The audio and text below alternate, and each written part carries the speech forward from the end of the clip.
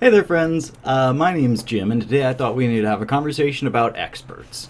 It seems these days that we're not allowed to talk about anything with any degree of certainty unless we're either a government-funded expert or we have sources of multiple randomly controlled trials. I'm not allowed to say, hey, the sky is blue without having sources and multiple randomly controlled trials to point to, and a government expert next to me just to make sure that my eyes and ears aren't lying to me this time. So today, Dr. Anthony Fauci and Rochelle Walensky, the head of the CDC, Janet Woodcock, the director of the FDA, and Dawn O'Connell, who's in charge of the preparedness and response at the Health and Human Services Division, or Department, they all had a hearing with the Senate to give an update on the COVID-19 response in the United States. And as I was listening, something really got under my skin, and I feel like it's a good way to start this rant. So, as usual, not long after the start of the hearing, Rand Paul and Dr. Fauci began to go throw barbs at one another. At this point, people who understand politics and have been watching this whole charade play out over the last couple of years understand the dynamics between these two, but just in case you're out of the loop, here's a quick rundown. So, Rand Paul is a senator from Kentucky, and he is a libertarian conservative, which is a person who believes in small government. So he isn't big on government in the first place, which isn't surprising because his father is Ron Paul, the libertarian idol. But often people forget that Rand Paul is actually a doctor himself. He, prior to becoming a politician, he had his own practice in ophthalmology for 18 years. And he started volunteering again and working with patients as the start of COVID-19 in the United States. And don't get me wrong, I'm sure that is a play for people's votes and stuff, but it's more than most of Congress is doing, so kudos to him. This gives him probably one of the most accurate perspectives in medical policy of anyone in the Senate since he's seen the monster that is our medical system from both outside and inside. And as a libertarian, he's generally not interested in making the government bigger, but since he's seen the side of medicine, I'm sure as a physician, he's not particularly interested in having to do all of the crazy stuff that doctors have to do involving contacting government for every little bit of paperwork.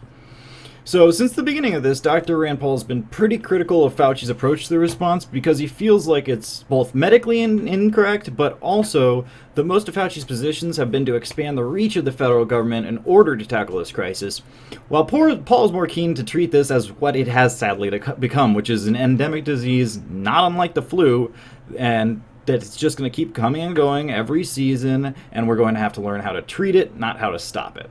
However, in the last few months, it's gone beyond that. A few months ago, Dr. Fauci's personal emails were released, and it was shown that he had more influence over the way this is all rolled out and how the medical establishment has handled this than anybody knew before it. And he also may have personally had a little something to do with the program that may have helped create this virus in the first place. The emails show that he knowingly financed a project to infect mice that had been altered to have human lung and immune systems with chimeric bat coronaviruses, specifically to see if they could infect humans. The idea was you have these lab rats, and you modify their immune systems in their lungs. You give their lungs humanized ACE2 receptors, which this particular coronavirus could latch onto. You keep getting it infected over and over and over again. You see what happens. The idea eventually being to see if you can have this bat coronavirus transfer to humans. Because if we can do it in a lab, they could probably do it. It could possibly, plausibly happen in the wild, and we need to be prepared for that. That's the basic idea behind this, what is called gain-of-function research. So this whole idea with these rats and these bad coronaviruses, the whole project was first proposed to DARPA, which is the Pentagon's weapon researchers. DARPA are the guys who are currently creating like microwave guns and who created all those. The idea that you can shoot a rocket from Washington, D.C. and hit somebody in the toilet in Afghanistan a billion miles away, that's all DARPA. And they thought this was too dangerous. So the proposal was moved to a company called EcoHealth Alliance, which was directed by a man named Peter Daszak. Remember that name, Peter Daszak and EcoHealth Alliance, because they become very big players in this whole kerfuffle of nonsense that none of us should have to learn about, but they have forced us to. So back in the Obama administration, this type of research had been outlawed because any rational human being could see that the possible implications of causing a virus to gain functions and become more deadly or more transmissible or transmissible between species, well, we could see that could maybe cause a pandemic. So they kiboshed the whole idea. But if we can remember, when Trump first off, I'd like to say to even the most pro-Trump person in the world, we can all agree that he's not the sharpest tool in the shed, okay? And when he was first put in office, when he first won office, he was constantly inundated with all this emails from mainstream media organizations and governments and people arguing that he had done some sort of illegitimate thing to win the election in the first place. Now, I'm talking about the 2016 election, YouTube. Remember, this 2020 was the most secure election in election history of the world, so that was definitely sealed. I'm talking about 2016. Trump was the one being accused of rigging the election. So in 2016, it was possible to do this, and easy enough that some reality TV star apparently could, rig his way into the White House. But 2020 was the most secure of all time, and that definitely couldn't happen anymore. So just want to make that clear. So, with all of that said, it wasn't that hard for Dr. Fauci to get in somebody's ear, have him sign a couple of pieces of paper to make this program legally allowable, and restart the whole idea of this gain-of-function research program, considering that was most of what his career has been for the last 20 years since the AIDS epidemic has gone quiet. Now, in the beginning of the pandemic, there were a lot of questions about where specifically the virus came from. If you remember, we all knew it came from Wuhan in China, but we weren't exactly sure how or where.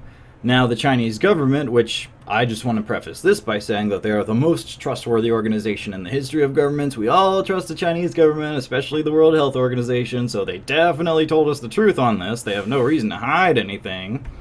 What they said was that either a pangolin or a palm civet or something of that sort had been bit by a bat about 1,000 miles north of Wuhan in one of the caves where this bat coronavirus exists in. That pangolin or palm civet or whatever made its way all the way down to Wuhan to die or get caught or captured and put in the wet market. So, as everybody else in the world did, we kind of took this at face value. Well, the Chinese government's been known to cover up stuff before, but we don't really have much choice because they would not let us in to actually check any of this. Only the Chinese authorities inside China were assuring us that it was correct. But when Donald Trump or people from France or Italy were asking to go inside and see these palm civets that were all over the place with these bat coronaviruses from 1,000 miles away, they said, no, you don't need to come in. We've got this. Trust us. So while we were all waiting for the Chinese authorities to, I guess, round up every single palm civet or pangolin or whatever they were going to do, it seems like Peter Daszak and Anthony Fauci were emailing each other talking about this, how this could have maybe escaped from a lab, and that these experiments had taken place in the Wuhan Institute of Virology, which, just so you know, is this far from the Wuhan, South China seafood market. The Wuhan, South China seafood market is where we were told this all spread from, according to the Chinese government. The Wuhan Institute of Virology, which is right here-ish, right there, they are one of the only level 4 biolabs in China that is capable of dealing with chimeric coronaviruses. Also happened to be the place where the EcoHealth Alliance got the grant to do the research where they were infecting these mice. Also the place where a bunch of their scientists started getting sick in late 2019. But that's, just extra information that you'll probably never need because it must have nothing to do with anything anyways. So, to complete that little circle of stuff, what you need to know is that Rand Paul has been particularly critical of Fauci for these reasons, starting with the medical problems that he thought Fauci was doing with the expanding government in order to allow these programs. And then once all these emails came out, it kind of tumbled into a big, no, you're evil, no, you should be arrested, no, you don't know what you're talking about, back and forth that happens every single time these people talk. And depending on which side of the political aisle you're on, it could either be a good thing or a bad thing or really have nothing to do with anything. So all of this background being said, I was fairly expecting those two to go at each other and that was just going to be another normal thing. It wasn't that got me particularly upset. What happened was, during these hearings, the way it always works is Democrat asks a question, Republican asks a question. Democrat asks a question, Republican asks a question. It keeps it fair and balanced, or whatever their weird rules are in DC, where they know better than I do, for sure. And the person following Rand Paul's name was Senator Chris Murphy. And Senator Chris Murphy said, quote, "They attack Fauci because it gains them political followers, and they don't do it because they are legitimately engaged in a debate about the science surrounding COVID. Those people attack you because it gains them political followers." Now, what you need to understand is that it seems like if you have an alternative point of view on something one of these government scientists just kind of decrees, and you ever pointed out you're only ever trying to score political points. You clearly have no interest in talking about the actual problem that you brought up. This should be obvious, but this completely precludes anybody with any alternate point of view from the debate at all. If someone says they have an alternate point of view and that it's being suppressed because the government scientists have a conflict of interest, the only response I've ever seen is the claim that you don't have an interest in debating that. You just want to tear down Fauci because you get some sort of vague benefit from being an anti-vaxxer. Well, I'd like to point out that there's literally no benefit to arguing with these people, but rather the complete opposite. So we can all, I hope, we can all see that there is a benefit to standing on the side of whatever the government scientists say. You can call the people who do this grifters or whatever, but that is a benefit. For one, the person in the head in charge of literally all of the medical science grants that go out to the United States is Dr. Anthony Fauci. So if you were maybe to research something that he was had a conflict of interest in, maybe he wouldn't give you that grant. That is to say, grants are very important, but there's also positive legacy media coverage. You can see anytime somebody says something negative about Anthony Fauci, it gets shown as Republicans pounce on Anthony Fauci with misinformed, incorrect scientific opinions simply by the fact that they're arguing with Fauci about anything. In all of those articles, you could read them to say, one scientist argue with another, and we at CNN or MSNBC or Forbes or Reuters or whatever aren't quite knowledgeable enough to tell you who is correct. Or what actually happens is that they have a scientist that they choose to deem more credible than whoever they're arguing against, and they say that this person's right and this person's wrong, so you just need to listen to them. What I'm saying is that the legacy media coverage comes, you probably get a book deal, you have job security in the fact that you're not ruffling any feathers of the people who are making these laws. Basically, any and every benefit you can imagine sits on the side of the person agreeing with and reinforcing the government narrative. So let's see what happens when you sit on the other side of the fence.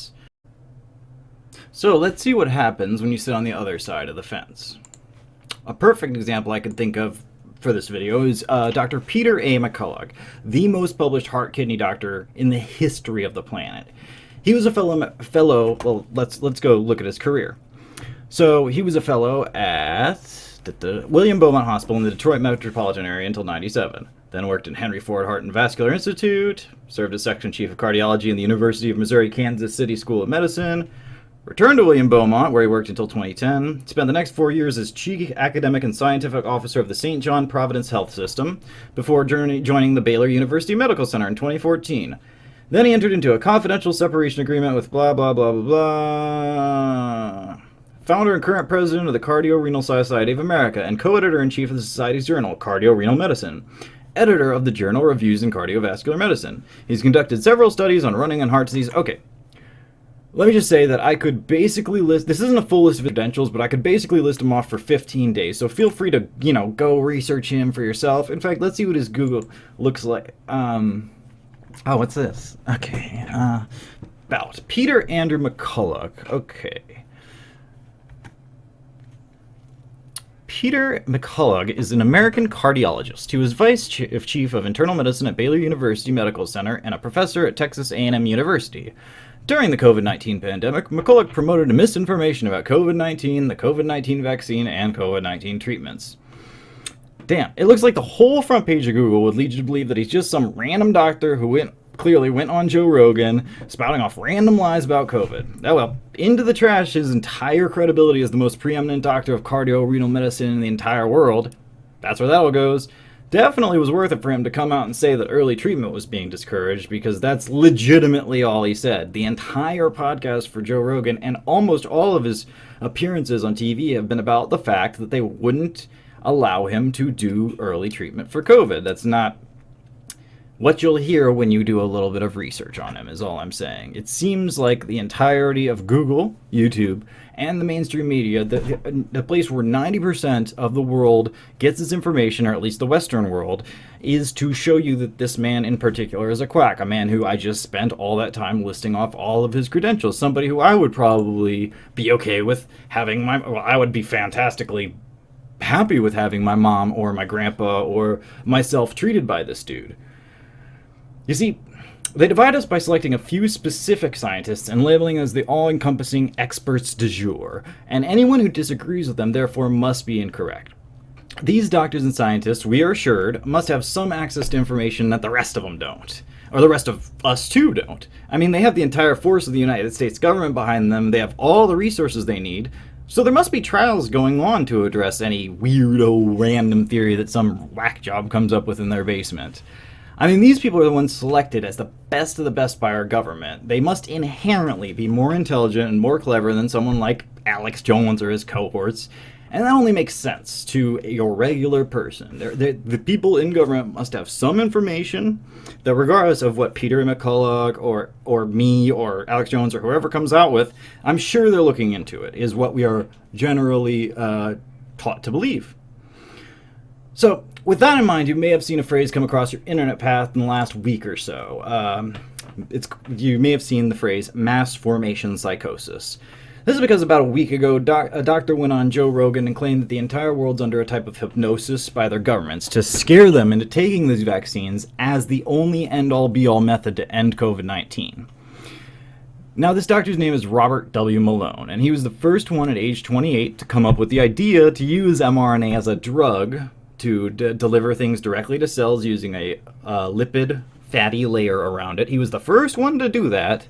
People argue about whether or not he's the inventor of mRNA vaccines, but he was the first one to write a paper that said you can use mRNA to selectively target cells using a lipid nanoparticle, which is what we do for these mRNA vaccines.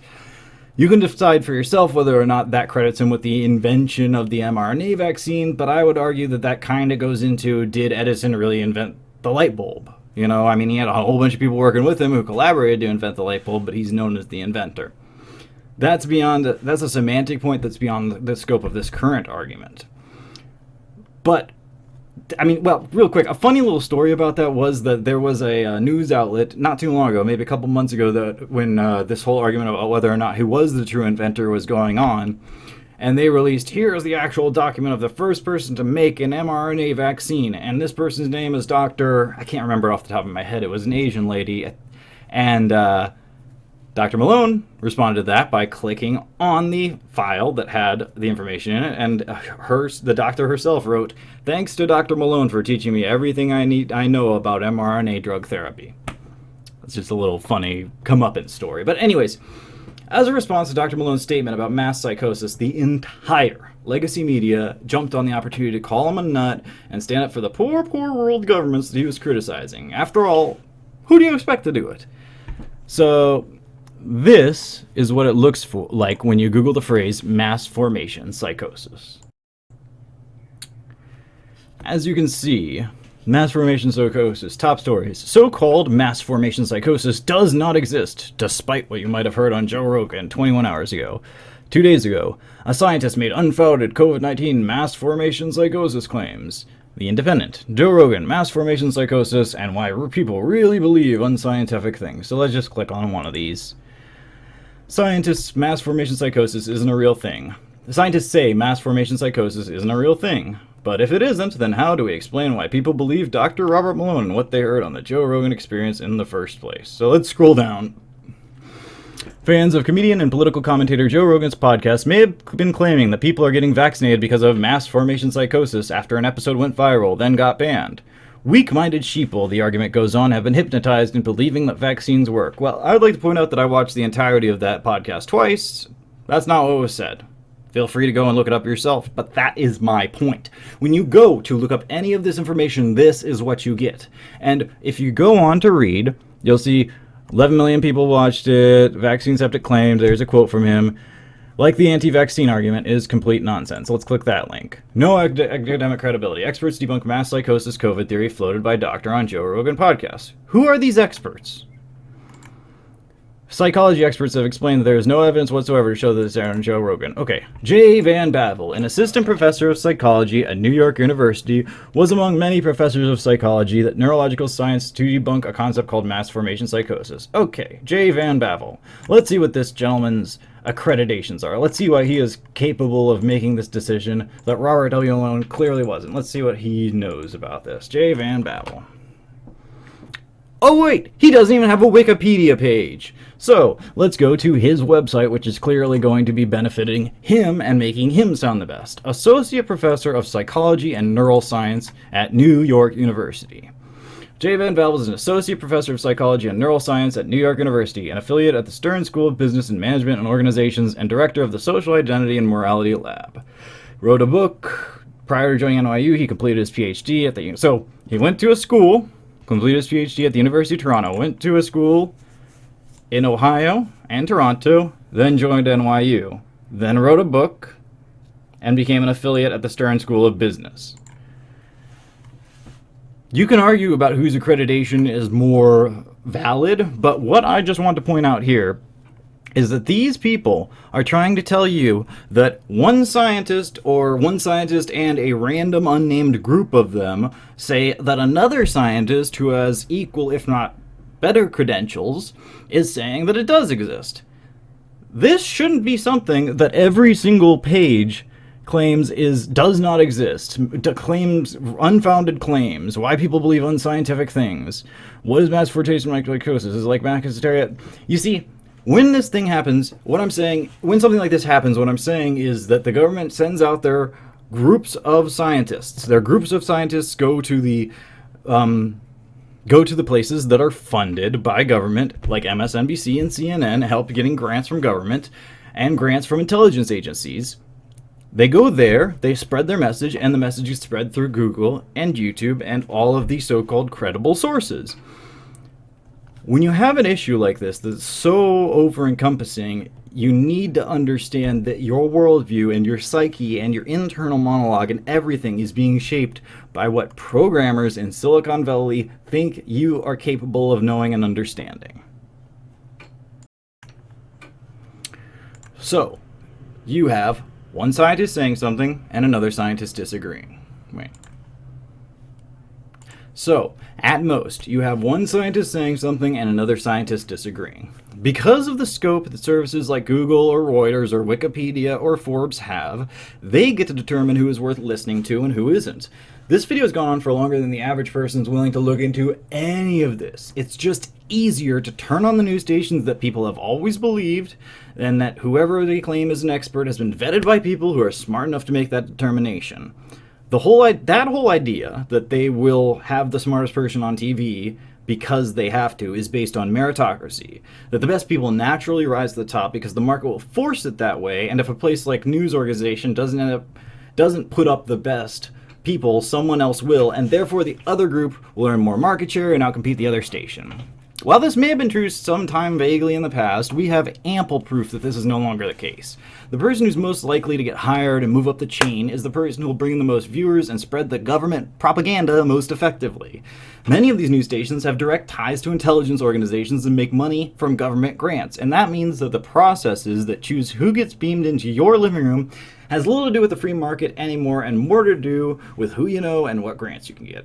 Sure, a rival news station may get their own expert on to say what's actually true regardless of the government's position on it, but do you really think they'll get the type of reach CNN or MSNBC or Fox News has?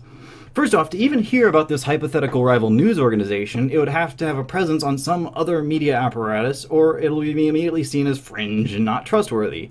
Just look at Joe Rogan, for instance. He has legitimate world-class scientists on, but still, anytime he makes some sort of random claim, it's labeled by CNN and legacy media as a lie, which is even more ridiculous when you realize that he has more viewers than any of them, especially in the key demo. So another great example to show us how lacking we are in experts happened this week when the Supreme Court was hearing oral arguments against Biden's OSHA vaccine mandate and the Medicaid mandate. To refresh your memory, a few months ago Biden made an announcement saying that he would have OSHA drop a mandate for every business with over 100 employees in the country to require them to have their employees vaccinated. This is kind of crazy because typically OSHA was about making sure things are like 2 feet away from sprinkler systems, or that you have a certain amount of emergency exits in a store that's X big. So basically, OSHA's in charge of making sure that nobody's working in an environment where they're actively in danger. It's always been that OSHA is there to regulate employers, not employees. So for most of us, it was pretty obvious that once this got in front of the Supreme Court, it would be struck down on a bunch of different merits. Fast forward to the oral arguments, and boy was I proven wrong. The Supreme Court is supposed to be the place where the most important cases are adjudicated to make sure that justice is being served equally between the states in our union. That said, for a long time, Congress has abdicated its power in order to not be blamed when they enact dumb laws with bad outcomes.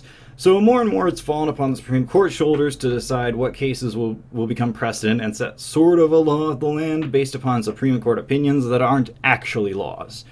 However, even more with this massive grab of power, we should expect that these seats be filled by people with preeminent powers of determining the rules at the very least. You'd have to believe that these humans are beyond reproach in their decision-making ability and in their ability to lay aside all preconceived feelings about certain controversial issues in order to render the most neutral and constitutional decision possible. For me, I'm a realist. I know we won't have philosopher kings on the court anytime soon, and because they've been given this immense power, they'll absolutely abuse it in order to get their personal political goals accomplished. I understand that. I get that. But even with all my cynicism about government, I never expected them to be this outright stupid. Like, as the opinions moved down the bench from Roberts to Breyer to Alito and back and forth from conservative to liberal, literally any human with ears to listen could recognize that they had two distinct approaches. Conservatives argued the legal system and whether or not certain parties had legal rights to do certain things, while the liberals just kept repeating how important the vaccine mandates were, which we all definitely agree on. So there's a lot to be drawn from this, but to keep it specific, the conservatives on the court were over and over again prefacing all of their arguments with, "I know the vaccine is the best thing ever, and we all should definitely get it, even little babies in utero, but blah, blah, blah, blah." While the other side wouldn't even have an argument. It was just the repetition that they're having the highest ever number of cases. So Constitution be damned, I guess. So, but again, that was relatively expected. But when Judge Sotomayor opened her mouth, I lost all respect I had left for the institution of the Supreme Court. First, she claimed that over 100,000 children are currently in the hospital from COVID, because of COVID, with many on ventilators. This is simply medical misinformation so egregious that, hold on, even Yahoo News had to point it out.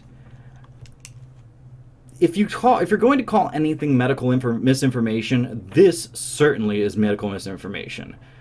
Supreme Court Justice Sonia Sotomayor falsely claimed that 100,000 children are in serious condition from COVID during oral arguments on the Biden administration's employer vaccine mandate on Friday. "We have hospitals that are almost at full capacity with people severely ill on ventilators. We have over 100,000 children, which we've never had before, in serious condition and many on ventilators." The current number of confirmed pediatric hospitalizations with COVID in the U.S. is 3,342, according to data from the Department of Health and Human Services released on Friday. That is true, but the CDC director, Rachel Walensky, the girl who's in the hearing today, actually had to go further and say that we don't know which ones are in there with COVID and which ones are in there from COVID. And when you stratify it by that, it's kids that are in there with things like RSV or CMV and also have COVID, and they get listed that way. But still, 3,000, even if you give 3,000, that's a lot less than 100,000. It's crazy that a person who we are putting in charge of the highest court, regardless of whether or not it's supposed to be that way, that is the way it is. This is insanity. And this isn't the only crazy thing that she had to point out. Later in the same hearing, there was a question over whether the state would be able to impose vaccine mandates, whether the state would instead of the federal government, to which the Ohio Solicitor General Ben Flowers suggested that they probably would. Sotomayor's response to this is so blindingly legally illiterate, you can't imagine hearing it from like a first-year law student, but here we go. This was again written by Yahoo News. Quote, I am not sure I understand the distinction why the states would have the power to institute a mandate such as OSHA's, but the federal government would not, stated the Associate Justice. She went on to kind of keep showing people just how unqualified she is, but feel free to go listen to the full hearing if you want to have your eyes opened a bit. Mine were. Suffice to say that, again, like the CDC and the FDA or the CIA and FBI before them, the Supreme Court has shown itself to be completely void of any experts. Whether news outlets and governments ever realize this is yet to be seen. So what's the point of this rant? Partially just to kind of get it out, get it off my shoulders, put it out on the internet so you guys can deal with this information, but part of it's to say that these days we're structuring our arguments around what the government says it's okay to talk about it, whether we realize it or not. We're letting governments, and much more broadly YouTube and Google and the services like that we use, Wikipedia, Reuters, mainstream media, we're letting them decide who's an expert and who's not, and this is all occurring during a time when it's becoming easier and easier to become an expert in any of these fields. We have the postmodern perspective that anything can and should be broken down spreading, alongside the idea that every demographic needs to be equally distributed in every field. So right now, if you have the right political perspective and skin color, you can be given all the tools to be labeled an expert, regardless of whether or not your actual mental abilities amount to a grocery store worker. And I say this as a proud grocery store worker. Most of us are not experts in any sense of the word. Anyway, that's all I have for you for now. You guys feel free to like, share, and subscribe. Feel free to support me in the support links below. And for now, have a great day. Honk honk.